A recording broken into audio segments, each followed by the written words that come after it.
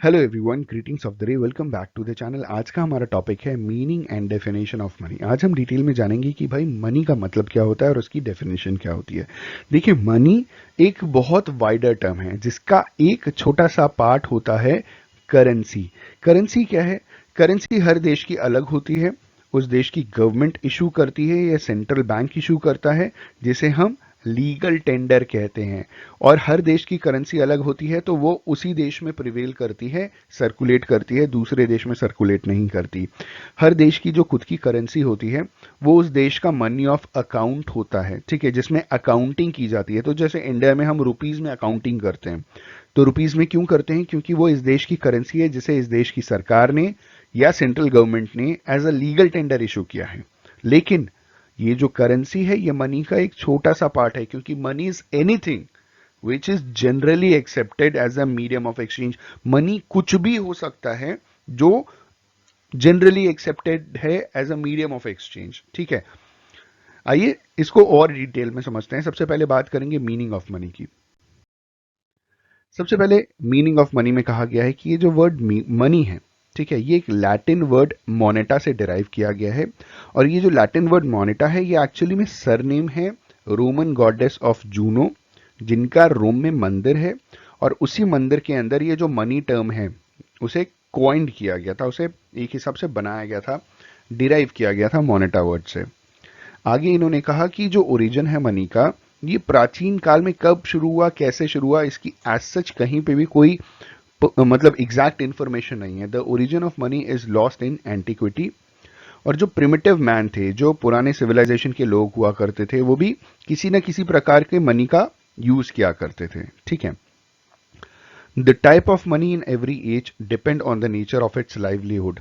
तो हर एज में, जैसे हंटिंग सोसाइटी थी, उसके बाद पैस्टोरल सोसाइटी थी, तो अलग अलग समय पे जो सोसाइटीज के लोग हुआ करते थे, उनका जो लाइवलीहुड हुआ करता था उसी हिसाब से मनी भी हुआ करता था, ठीक है। जैसे हंटिंग सोसाइटी के लोग वाइल्ड एनिमल्स के स्किन का यूज करते थे मनी के तौर पे।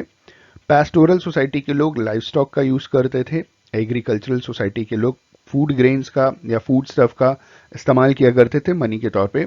और ग्रीक लोग कॉइन का यूज किया करते थे मनी के तौर पे, ठीक है। तो ये था मीनिंग ऑफ मनी एक्चुअली में, कि ये शब्द आया कहाँ से एग्जैक्टली और कैसे कैसे इसको इस्तेमाल किया गया।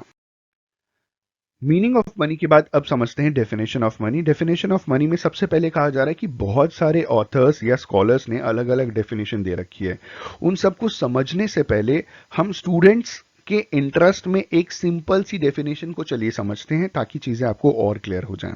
इन्होंने कहा कि कोई भी ऐसी चीज जो जनरली एक्सेप्टेबल है as a medium of exchange and a measurement of value in any country, कोई भी ऐसी चीज जो किसी देश के अंदर, ठीक है, जनरली मतलब जनरल पब्लिक उसे मीडियम ऑफ एक्सचेंज के तौर पे एक्सेप्ट कर ले रही है और मेजरमेंट ऑफ वैल्यू के तौर पे एक्सेप्ट कर ले रही है एट एनी टाइम, चाहे वो पास्ट में एक्सेप्ट कर रही थी या प्रेजेंट में एक्सेप्ट कर रही है, तो उसे हम क्या बोलेंगे? उसे हम मनी कंसिडर करेंगे।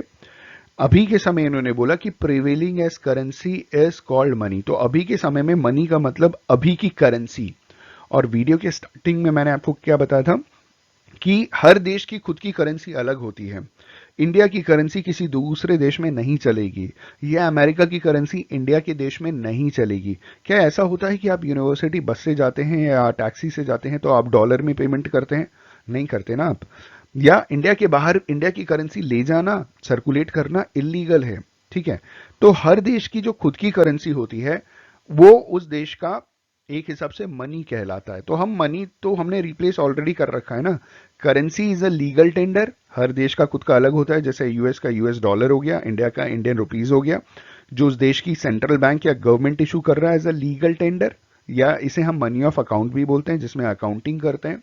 लेकिन अब हम हर जगह पे करेंसी करेंसी शब्द इस्तेमाल नहीं करते। हम क्या बोलते हैं कि भाई कितना मनी, ठीक है, कितना हुआ, कितने पैसे का है, तो पैसा इज मनी ओनली।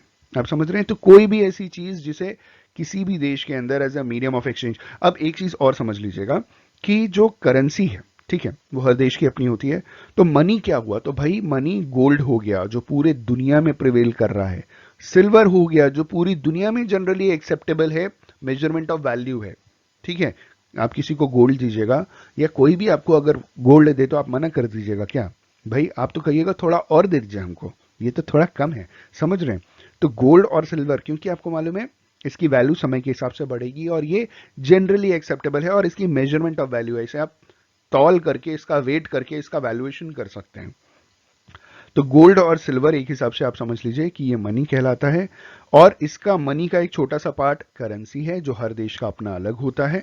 ठीक है, तो आप समझ गए कि what is money. Money is generally acceptable as a medium of exchange and a measurement of value in any country at any time in the past or at present is prevailing currency as is called money। ठीक है, आगे बढ़ते हैं और कुछ definitions को भी समझ लेते हैं। अब डेफिनेशन की बात कर लेते हैं। पहली डेफिनेशन है क्रोथर की। तो इन्होंने कहा कि money can be defined as anything that is generally acceptable as a means of exchange and that at the same time acts as a measure and as a store of value. तो Crowther की definition के हिसाब से कि money कोई भी ऐसी चीज है, कैन बी एनीथिंग जो जनरली एक्सेप्टेबल है, जिसे पूरी दुनिया एक साथ एक्सेप्ट करने के लिए तैयार है as a means of exchange. ठीक है, साथ ही साथ सेम टाइम पे वो मेजर ऑफ वैल्यू भी काम करे और स्टोर ऑफ वैल्यू भी काम करे। ठीक है, तो उसे हम मनी कहेंगे। तो ये क्रोथर की डेफिनेशन थी। अगली डेफिनेशन है हार्टले विथर्स की, जिन्होंने कहा था कि money is what money does. अब कई बार ये कंफ्यूजन हो जाता है कि भाई ये डेफिनेशन का मतलब क्या है। तो साधारण शब्दों में money is what money does का मतलब होता है कि मनी हर वो चीज हो सकती है जो मनी का फंक्शन परफॉर्म करती है। कोई भी ऐसी चीज जो एक्चुअली में मनी का फंक्शन परफॉर्म कर रही है उसे हम मनी बोलेंगे। या दूसरे शब्दों में कोई भी ऐसी चीज जो करेंसी का फंक्शन परफॉर्म कर रही है उसे हम मनी कंसिडर करेंगे। करेंसी का मतलब कोई भी सामान खरीदने के लिए आपको क्या देना पड़ता है, अपने देश का करेंसी देना पड़ता है। तो कोई भी ऐसी चीज जो वो करेंसी का फंक्शन परफॉर्म कर रही है तो आप उसे क्या बोलिएगा, आप उसे मनी बोलिएगा।